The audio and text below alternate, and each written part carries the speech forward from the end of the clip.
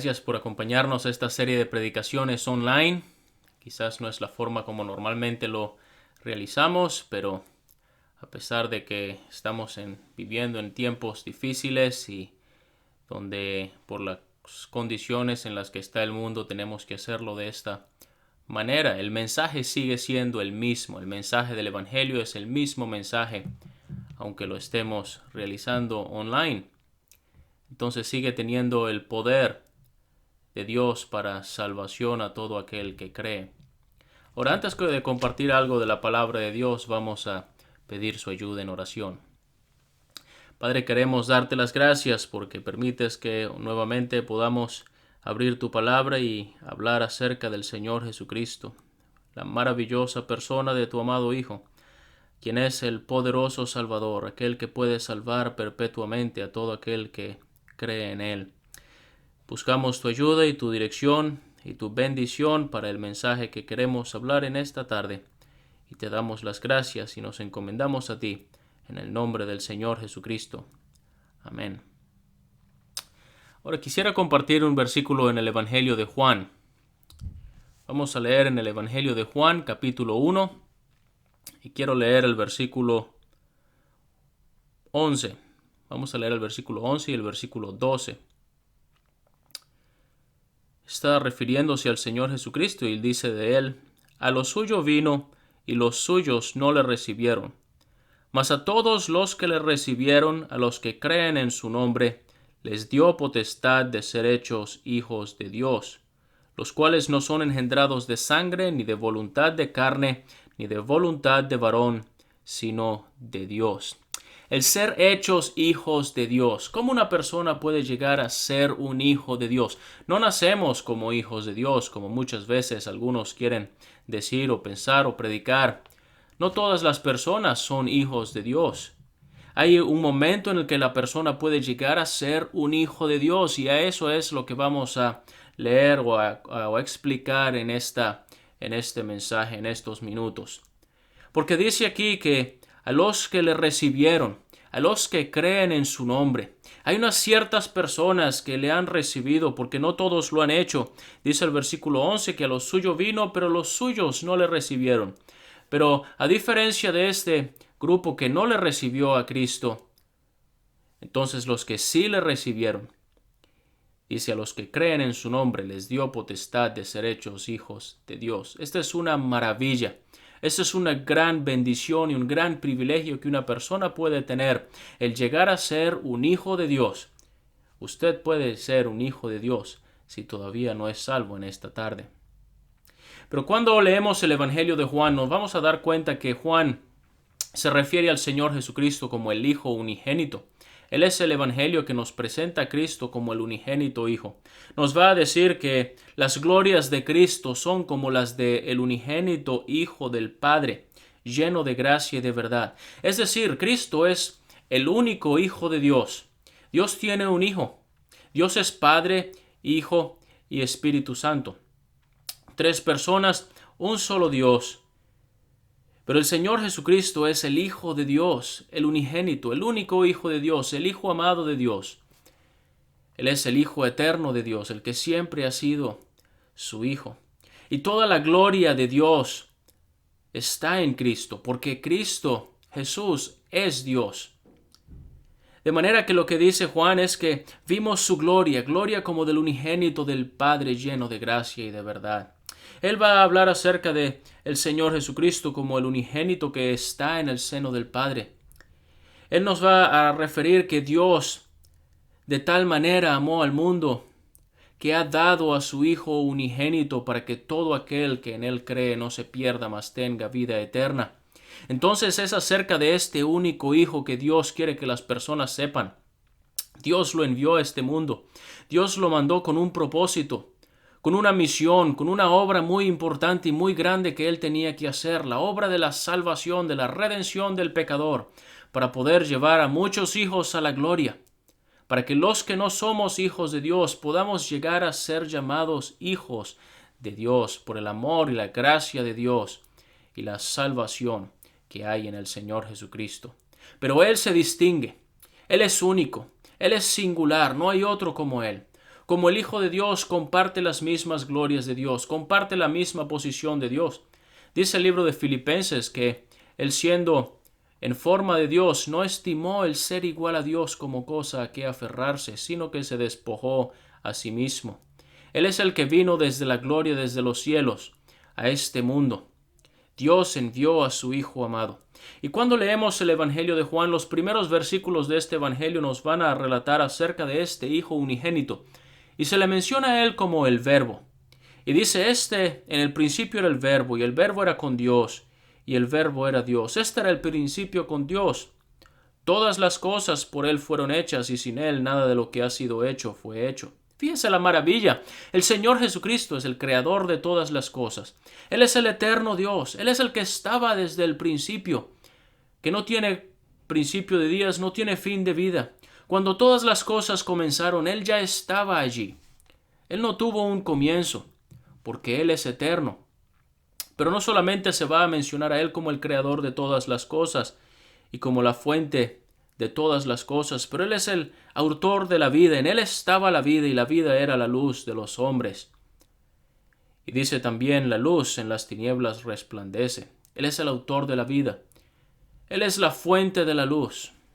Se contrasta la luz con las tinieblas porque en la palabra de Dios vemos que las tinieblas tienen que ver con la maldad. En el capítulo 3 el Señor Jesucristo va a decir que esta es la condenación, que la luz vino al mundo, es decir, el Señor Jesús vino al mundo. Pero los hombres amaron más las tinieblas que la luz, porque sus obras eran malas. Porque todo aquel que hace lo malo aborrece la luz y no viene a la luz para que sus obras no sean reprendidas.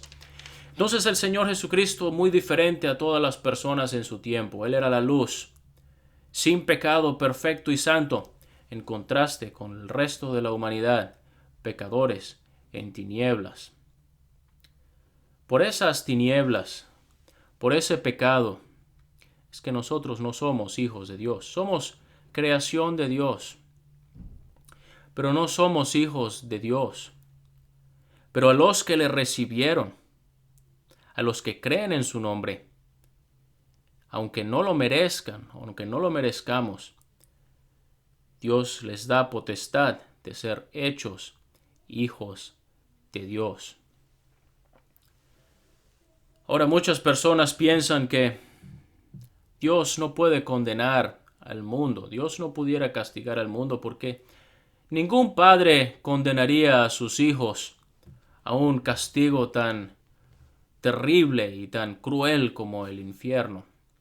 Pero el asunto es que no somos todos hijos de Dios.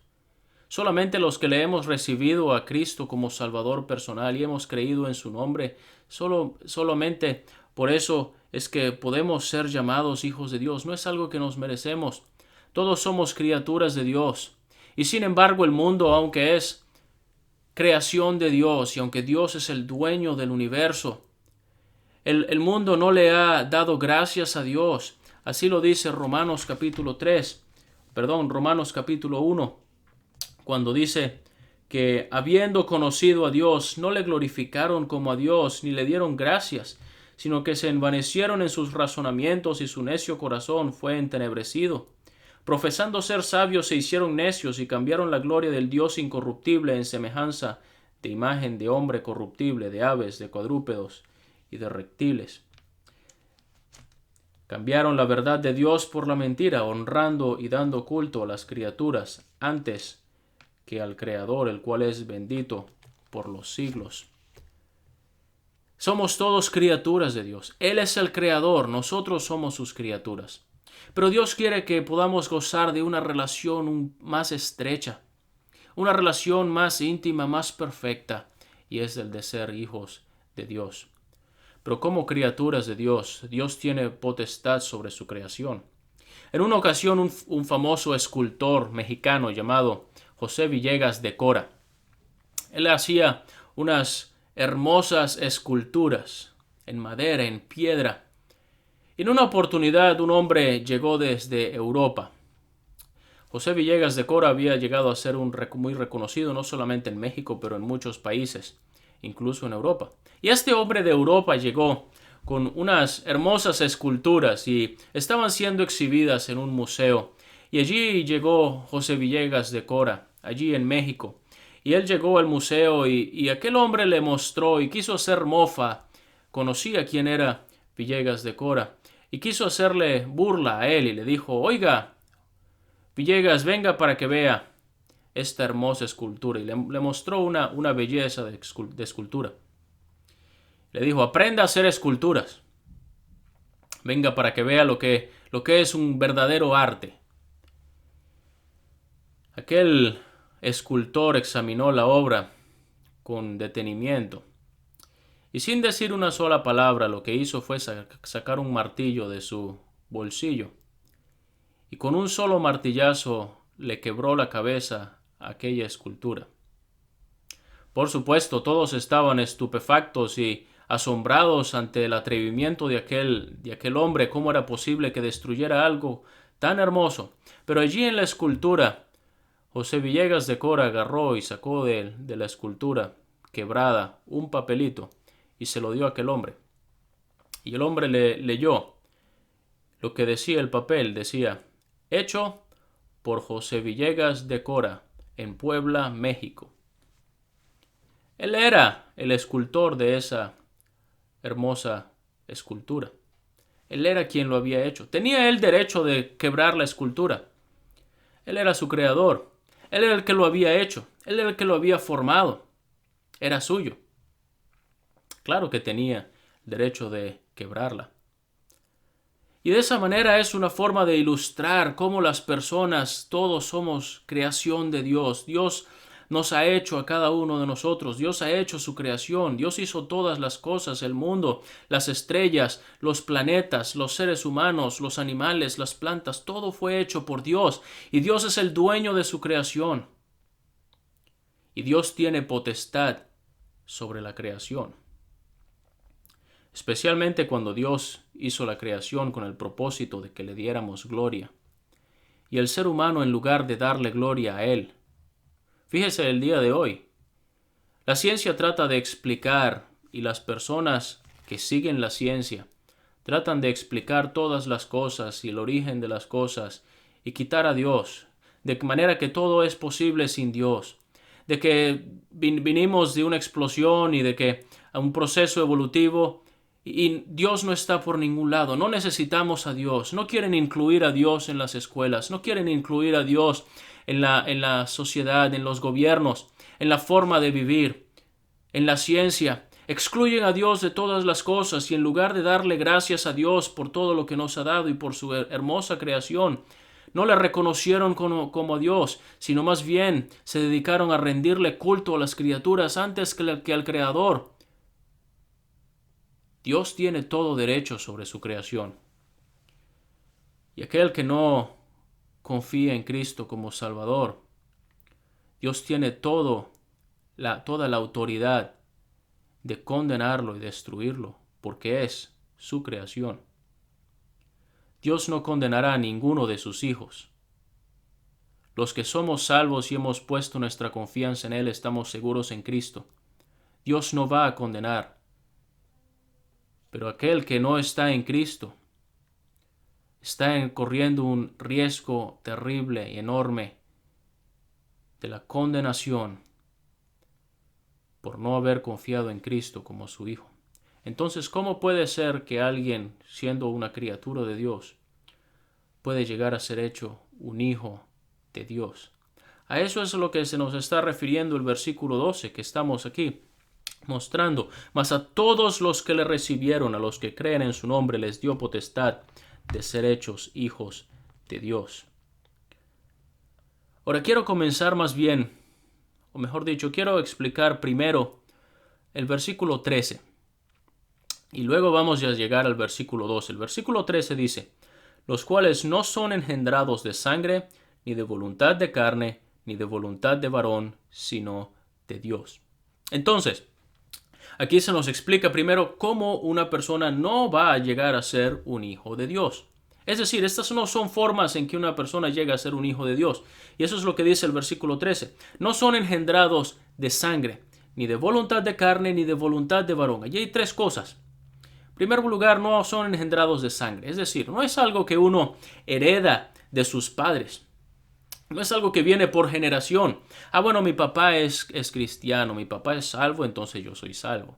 O mi mamá es salvo, mis abuelos, mis abuelas, mis tíos, mis hermanos o alguno en la familia. Yo nací en una familia donde pues se leía la Biblia, donde se oraba a Dios y se leía la palabra de Dios y se reverenciaba a Dios. Entonces automáticamente tengo que ser un hijo de Dios. Pero no es no son engendrados de sangre. No es algo que uno recibe como una herencia de nuestros padres. Más bien de nuestros padres recibimos nuestra vana manera de vivir, como lo dice Primera de Pedro, que hemos recibido nuestra vana manera de vivir de nuestros padres, una forma de vivir vacía, una forma de vivir sin Cristo. Nacemos en este mundo en pecado. Así lo dice David, de nuestros padres eso es lo que heredamos. En maldad he sido formado y en pecado me concibió mi madre, dice el rey David en los Salmos. De manera que no es algo que recibimos de nuestra familia, no es algo que recibimos automáticamente por nacer en un hogar donde mis padres sean creyentes. La salvación es algo individual, es algo personal. Pero ¿qué más dice allí? Dice, no son engendrados de sangre, ni de voluntad de carne. Es decir, no es algo que vamos a recibir o a obtener por los méritos propios, por nuestras buenas obras. Bueno, yo soy una buena persona, yo trato de portarme bien, yo trato de hacer bien a los demás, de ser honesto, de ayudar, de ser un buen padre, de ser un buen vecino, etcétera, etcétera. No es algo que viene de voluntad de carne. No viene de mis esfuerzos, de mis trabajos, de las cosas que yo puedo hacer. Dice además, ni de voluntad de varón. La salvación o el ser hecho hijo de Dios no es algo que viene porque alguien le imponga las manos, o por alguien diga unas palabras en nombre de usted, o porque alguien le diga, mira, anda y vea, haz ciertas penitencias o haz ciertas cosas para que entonces tú puedas llegar a ser un hijo de Dios. La salvación no es algo, o el ser hijo de Dios no es algo que se recibe por unirse a una iglesia. No es algo que se recibe, no es engendrado de sangre, no es de voluntad de carne, no es de voluntad de varón. Ninguna de estas cosas van a hacer que una persona llegue a ser un hijo de Dios. El ser hijo de Dios, el poder ser adoptados en la familia de Dios y gozar de este enorme privilegio es algo mediante el amor y la gracia de Dios. Dice al final, sino de Dios. Es una obra divina, es una obra que Dios hace en una persona.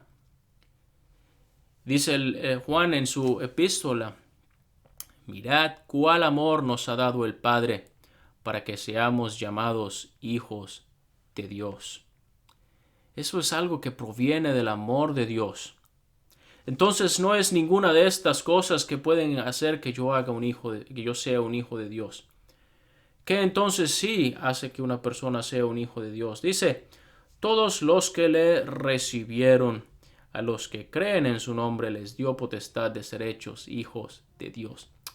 Una de las cosas es que una persona llega a ser un hijo de Dios. Es decir, uno no puede decir, es que yo siempre he sido un hijo de Dios. No. ¿Qué dice? Les dio potestad de ser hechos hijos de Dios. ¿En qué momento en su vida usted llegó a ser un hijo de Dios? Dice que es a todos los que le recibieron. Primero hay una palabra de garantía. Todos los que le recibieron. Es decir, no hay unas ciertas personas que puede ser que le recibieron y no llegaron a ser hijos de Dios. No. Dice todos los que le recibieron. Ahora, ¿cómo uno recibe al Señor Jesucristo? Bueno, lo va a explicar inmediatamente. Los que le recibieron, esto quiere decir a los que creen en su nombre. Les dio potestad de ser hechos hijos de Dios. Y personas dicen, bueno, pero es que todos creemos. Conocer acerca de Jesús no es lo mismo que creer en Él. Creer en Él es descansar en lo que Cristo hizo en la cruz. Depender única y exclusivamente de lo que Cristo es y de lo que Cristo hizo para el perdón de sus pecados. No vea, fíjese, mucha gente dice, no, yo creo en Jesucristo. Pero ¿y usted va al cielo? No sé si voy al cielo. ¿Cómo una persona puede decir que no va al cielo diciendo que cree en el Señor Jesucristo? Porque todo el que cree en Él va a ir al cielo. Todo el que cree en Él es un hijo de Dios. Todos, sin excepción. Personas dicen, bueno, yo soy un hijo de Dios, o mejor dicho, yo creo en el Señor Jesucristo. Y entonces, y usted entonces es salvo. Bueno, yo estoy tratando de exponer mis esfuerzos. Yo creo en Jesús, pero yo sé que además yo tengo que poner de mi parte. Él hizo su parte, ahora yo tengo que hacer mi parte. No está dependiendo ni descansando únicamente en la obra de Cristo. En una oportunidad había un malabarista que él estaba haciendo un espectáculo y muchas personas estaban allí presentes y él cruzó una cuerda que estaba suspendida a una altura bastante alta. Y él entonces cruzó y la gente se asombró, excelente de lo que había hecho. Luego entonces él agarró una carretilla y cruzó nuevamente la cuerda llevando la carretilla. La gente estaba completamente asombrada. Volvió a cruzar la carretilla, pero esta vez con un objeto dentro de la carretilla. Y la gente no dejaba de aplaudir. Y él entonces dijo, ¿ustedes creen que una persona puede sentarse aquí en la carretilla y yo cruzarla a través de la cuerda? Todos inmediatamente estallaron en aprobación y dijeron, sí, por supuesto que sí. Entonces el hombre dijo, bueno, ¿quién quiere subirse a la carretilla para que cruce la cuerda conmigo? Allí nadie quiso cruzar. Todos decían de boca a boca para afuera que sí, el hombre era capaz de hacerlo, pero ninguno se ponía en la carretilla, confiando y descansando en que ese hombre lo iba a cruzar por la cuerda. ¿No ve? Así pasa también con la salvación. Personas dicen, sí, yo creo en Jesús, pero no confían en Él para el perdón de sus pecados. Están pensando que tienen que hacer buenas obras y que tienen que portarse bien y que tienen que tratar de agradar a Dios para poder llegar al cielo. Pero ¿qué es lo que dice la palabra de Dios? El que cree en el Hijo tiene vida eterna. Porque de tal manera amó Dios al mundo, que ha dado a su Hijo unigénito, para que todo aquel que en Él cree no se pierda, mas tenga vida eterna. La salvación es únicamente por lo que Cristo es, por lo que Cristo hizo en la cruz del Calvario, por su muerte, por su resurrección de entre los muertos. Y aquel que le recibe, a los que creen en su nombre, Cristo les da potestad de ser hechos hijos de Dios. ¿Eres tú un hijo de Dios? ¿Le has recibido? ¿Ha llegado un momento en tu vida en el cual has creído en lo que Él hizo en la cruz y has descansado en su obra? ¿Te has dado cuenta? Eso es suficiente. No hace falta más nada. No tengo que agregarle nada. Por la fe en Él, puedes llegar a ser hoy un hijo de Dios.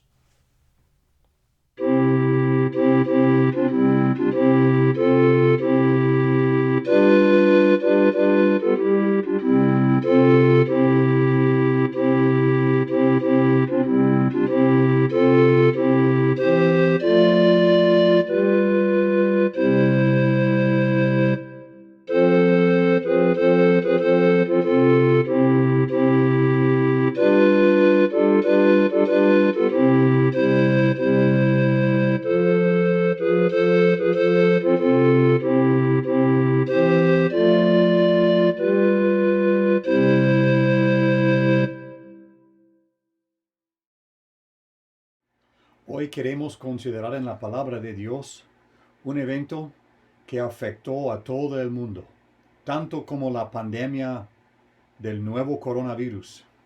Así también en la palabra de Dios tenemos eventos que afectaron a todo el mundo. Pero de hecho, me atrevo a decir de que el evento que vamos a considerar hoy, esto es mucho peor que la pandemia que estamos atravesando ahora mismo en el mundo.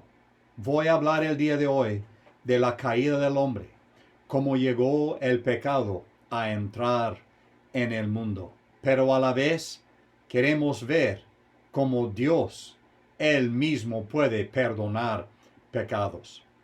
Quiero leer en la Biblia el día de hoy, de nuevo en el primer libro de la Biblia, el libro de Génesis, Y voy a leer varios versículos en el capítulo número 3. Dice la Biblia en Génesis capítulo 3 y el versículo número 1. Pero la serpiente era astuta más que todos los animales del campo que Jehová Dios había hecho, la cual dijo a la mujer, ¿con que Dios os ha dicho, no comáis de todo árbol del huerto? Y la mujer respondió a la serpiente, del fruto de los árboles del huerto podemos comer, pero del fruto del árbol que está en medio del huerto, dijo Dios, no comeréis de él, ni lo tocaréis, para que no muráis. Entonces la serpiente dijo a la mujer, no moriréis, sino que sabe Dios que el día que comáis de él, serán abiertos vuestros ojos y seréis como Dios, sabiendo el bien y el mal. Y vio la mujer que el árbol era bueno para comer, y que era agradable a los ojos, y árbol codiciable para alcanzar la sabiduría, y tomó de su fruto, y comió, y dio también a su marido, el cual comió así como ella. Entonces fueron abiertos los ojos de ambos, y conocieron que estaban desnudos. Entonces cosieron hojas de higuera, y se hicieron delantales. Y oyeron la voz de Jehová Dios, que se paseaba en el huerto al aire del día. Y el hombre y su mujer se escondieron de la presencia de Jehová Dios entre los árboles del huerto. Mas Jehová Dios llamó al hombre y le dijo, ¿dónde estás tú? Y él respondió, oí tu voz en el huerto y tuve miedo, porque estaba desnudo y me escondí. Quiero leer también en este mismo capítulo el versículo número 21, que dice, y Jehová Dios hizo al hombre y a su mujer túnicas de pieles, y los vistió. Las tristes palabras que hemos leído del día de hoy tienen que ver con este hecho de la caída del hombre. Y esto no solamente afectó a Adán y a Eva, pero afectó a toda la raza humana desde entonces hasta ahora. Quisiera yo nomás subrayar sencillamente 4 detalles generales de los versículos que hemos leído. Número 1, quisiera notar algo acerca del paraíso, el lugar donde Dios tenía el hombre y la mujer. Y número 2, quiero considerar la prueba en que Dios puso al hombre y la mujer. De hecho, esto habla de todo lo que Dios hace a lo largo de los años desde el principio de tiempo. Dios ha puesto al hombre a prueba y el hombre le ha fallado en cada prueba que Dios le ha dado. Pero en tercer lugar, quisiera yo notar algo acerca del pecado, específicamente lo que pasó cuando Adán y Eva pecaron. Ellos, al pecar, hicieron que entrara el pecado en todo el mundo. Pero no quiero terminar esta noche antes de hablar acerca de la provisión de Dios en el mismo huerto en el Edén. Regresemos al principio, cuando Dios mismo les puso en el paraíso. Quiero hablar por unos instantes acerca del estado sin pecado. Imagínese un lugar donde no había mentira. Piense por un momento en un lugar donde no había dificultad, no había argumentos, no había celos, no había ninguna dificultad que hay entre los seres humanos del día de hoy. No había gritería, ira, envidia, contiendas. El estado sin pecado. Dios mismo hizo el paraíso en estas condiciones. Y cuando pienso en el estado sin pecado, esto nos da tristeza al pensar de que fue el hombre mismo que hizo que el pecado entrara en el mundo. Pero no solamente el estado sin pecado. Quiero hablar por un momento acerca de la esperanza de Dios. Dios mismo esperaba expresarse al hombre que él había creado. Él esperaba de regreso algo del hombre mismo. Cuando Dios hizo el hombre y la mujer en el principio, Él les hizo con el libre albedrío, pero con la esperanza que el hombre le adorara. Todo el resto de la creación puede vivir y actuar en su hábitat, en su circunstancia de vida, pero solamente el ser humano puede adorar. Y Dios hizo el ser humano para que le adorara. Esto es lo que la palabra de Dios nos enseña. Llegando al último libro de nuestra Biblia, el libro de Apocalipsis, vamos a ver de que dice el escritor, hablando de las palabras del canto celestial de un día futuro, cuando dice de que por tu voluntad de tu placer, fue creado el hombre.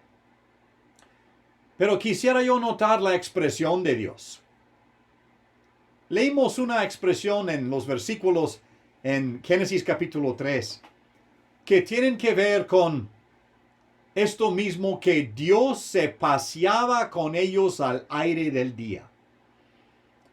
Había una parte del día en que Dios mismo del cielo llegó y con ellos se paseaba en el huerto.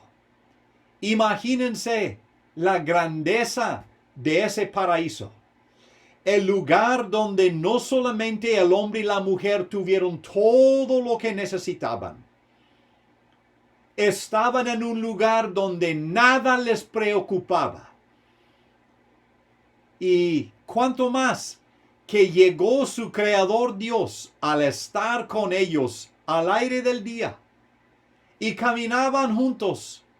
Y Dios les escuchó. Y ellos le escucharon a Dios. Dios cumplió el deseo que tenía de poder reunirse con el hombre, de estar con él y de hablar con él y comunicarse con él mismo. Pero en todo ese paraíso, en la perfección de la creación, necesito mencionar ahora mismo algo acerca de la estrategia del diablo. Si bien la esperanza de Dios era poder comunicarse con el hombre y estar con él, el diablo quiso todo lo contrario. Y él, habiendo pecado ya, él quiere hacer todo para arruinar lo que Dios ha hecho.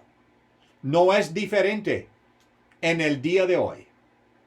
Hoy mismo, el diablo sigue queriendo deshacer lo que Dios ha hecho, arruinarlo, destruirlo.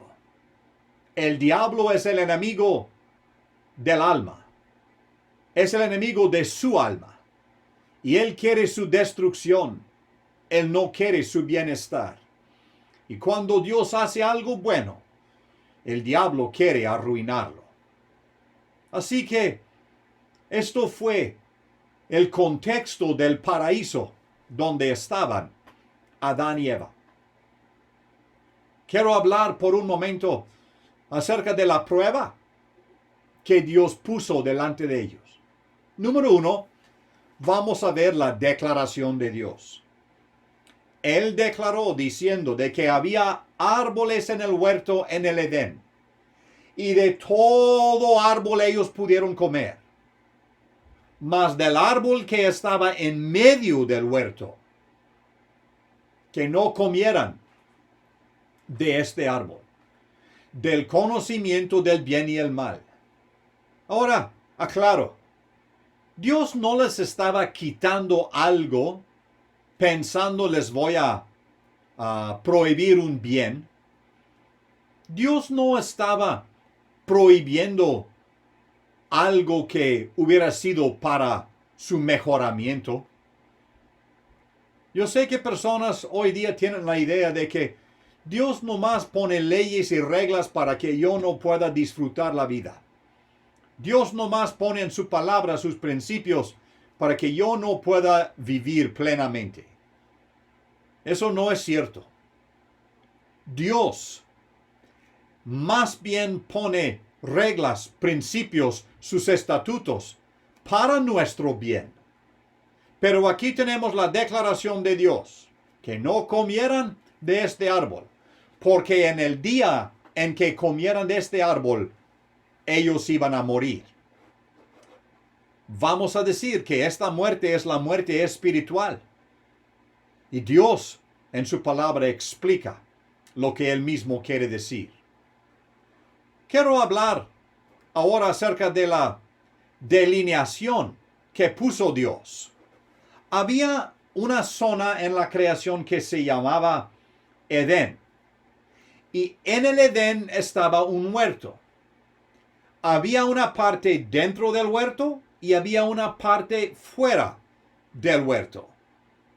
Y Dios había dicho que aun estando adentro en el huerto, allí era el lugar donde Dios hablaba con ellos, que llegaba a pasearse al aire del día. Y en medio de este lugar, este árbol de la ciencia del bien y el mal, y el árbol también de la vida. Y ellos pudieron tocar y comer de todo árbol que estaba allí. Pero Dios tenía entonces esta línea. Él había puesto el huerto y él había puesto también en medio este árbol. Y cuando llegamos a ver esto, Dios había puesto su ley, su regla. Esto era la prueba. De todo pudieran comer. Ellos iban a cuidar de este huerto, pero de este árbol, no. Ahora, en los versículos que leímos, yo observé con tristeza la decepción. Satanás mismo les preguntó. ¿Llega él en una presentación hermosa para poder agradar los ojos? Y llega él y le dice a Eva, ¿con qué Dios ha dicho? Y él mismo plantaba la duda en la mente de Eva. Y después abiertamente va a mentir, diciendo, no morirás. Dios había dicho que sí iban a morir. Y el diablo ahora dice, no morirás. El diablo sabe de que él puede con mentiras hacer dudar al ser humano. Y por lo tanto, uno ahora empieza a decir, pues, ¿qué podemos creer? Vivimos en un mundo cuando los noticieros, ellos están reportando cosas que tienen que ver con su agenda, su programa, y quieren siempre inclinarse hacia lo que es la constitución de su compañía. No están ocupados con decirnos la verdad. Y hoy día uno mismo se pregunta, ¿qué es la verdad? ¿No es cierto de que en estos días, al escuchar muchas cosas acerca del coronavirus, no sabemos ni qué creer? Porque algunos dicen una cosa, otros dicen otra cosa. El diablo desde el principio, él ha inventado esta herramienta suya, artimaña que él usa contra el alma, que es la decepción. En ese día, no sea decepcionado por el diablo. Él diciéndole que no importa lo que pasa con el alma. Y que aunque usted haya pecado, no es tan gran cosa. El diablo le va a engañar. Y el diablo con decepción ha tratado los seres humanos desde el principio. Pero quiero notar esto con tristeza, la decisión de ellos. Cuando ella escuchó la palabra del diablo, ella comió. Cuando él escuchó la explicación por medio de su esposa, entonces él comió también. Entonces llego en mi mensaje a este punto, el pecado. El hombre y la mujer no habían conocido antes lo que era el pecado. Por primera vez estaban pecando. Una prueba que Dios les había puesto y ellos fallaron. Y antes de de pensar en forma muy dura de Adán y Eva, vamos a ver de que si fuéramos nosotros en el huerto de Edén, igual nosotros hubiéramos fallado. Pero ahora vemos aquí el pecado. Quiero notar, es desobediencia. Dios dijo, no comáis. Ellos comieron. De hecho, hay una ocasión cuando vamos a ver de que hay explicación o el motivo por el cual Eva va a ver que es algo que ella va a querer. Pero era desobediencia. El hecho es desobediencia. Quiero nomás dirigir su atención a Romanos capítulo 5, donde el mismo apóstol Pablo va a decir por la desobediencia de uno, todo el mundo fue puesto en pecado. Este uno era Adán. Cuando Adán pecó, toda la raza humana fue metida en pecado, porque Adán era el representante legal de toda la raza humana. Y por lo tanto, todos hemos pecado. Desde el principio ya tenemos el pecado, la desobediencia, pero ya hemos visto también la devastación. El hecho de que Adán pecó, al meter a todo el mundo en pecado, eso quiere decir de que Adán, habiendo pecado, cuando nació su hijo, él tenía pecado. Y cuando nació su nieto, él ya tenía pecado. O sea, pecado pasa de generación en generación, porque nuestros primeros padres pecaron. Ellos desde el principio pecaron. Así que nosotros nacemos pecadores. Todo el mundo en esa pandemia de pecado no es algo que con que podemos contagiarnos. Ya lo tenemos dentro de nosotros mismos. El pecado. Pero no solamente la devastación. Quiero pensar en la duración. El pecado que está dentro de cada uno de nosotros es pecado que nos lleva toda la vida, y si morimos como nacimos, vamos a perdernos, porque la paga del pecado es muerte. Así que la duración del pecado es hasta que sea tratado. Y cuando una persona vive en el pecado y muere en el pecado, es tratado en el infierno. Pero cuando una persona en vida se da cuenta de que mi pecado me lleva a la perdición y yo quiero mejor la salvación, y ve el pecado tratado en la cruz del Calvario, entonces esta persona tiene su pecado perdonado. Quiero mencionar nomás el destino del pecado es el infierno, el destino del pecado es la muerte segunda. Ahí nos lleva el pecado. No es cuestión como en la pandemia actual, el nuevo coronavirus. No es como en esta pandemia algunos puedan contagiarse, algunos tal vez vayan a morir. La pandemia del pecado nos indica que todos hemos sido afectados y todos vamos a morir. Por eso quiero llegar a la provisión que Dios ha dado ahí mismo en Génesis capítulo número 3. Cuando llegamos a la provisión, yo quiero notar en primer lugar el descubrimiento. No es necesario que uno vaya a la clínica que le hagan una prueba. Uno ya puede saber que es pecador. No hay necesidad de mandar la prueba a un laboratorio y esperar días. No, ya sabemos. que somos pecadores. El descubrimiento. Cuando Dios le preguntó a Adán y a Eva, o más bien a Adán, ¿dónde estás tú? Esto no fue porque Dios no sabía dónde estaba. Dios bien sabía dónde estaba.